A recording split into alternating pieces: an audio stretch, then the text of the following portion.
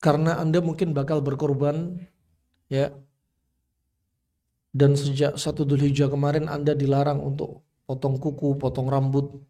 Dan ketika sebelum hewan disembelih, mungkin ada info untuk Anda dari panitia, Pak, Anda minta daging yang mana? Nah ini, Anda minta daging bagian apa saja.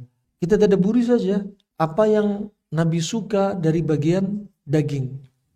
Di antaranya yang paling Nabi suka paha depan. Nanti kalau Anda request berarti bagian yang mana? Paha depan kambing disukai Nabi SAW. Kenapa disuka? Ternyata disebutkan Ibnu Qayyim, ya, karena paha depan itu dia sangat lembut dagingnya dan kaya akan nutrisi. Kenapa lembut dan kaya nutrisi? Semakin daging nempel dengan tulang dan paha depan dia paling banyak gerak, maka pada saat itu support darah, ya, dominan akan berada di daging tersebut.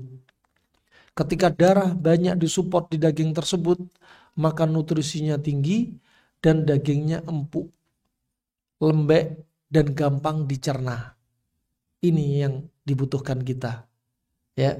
Jadi Anda kalau ingin memilih daging kambing untuk anak balita, untuk lansia, pilih daging paha depannya.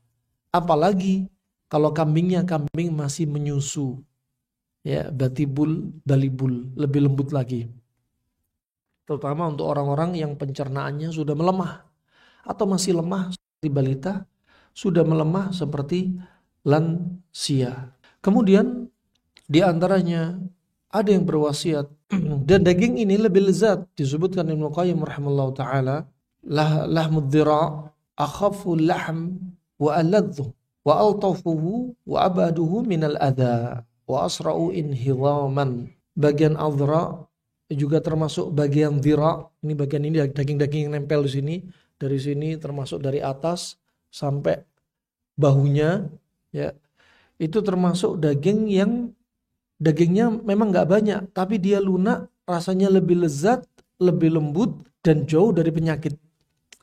Dan dia lebih cepat dicerna. Ini bagian paha depan. Kemudian juga di antaranya yang direkomendasi lahmul unuq jayyid wal ladzid, bagian daging yang nempel pada tulang leher.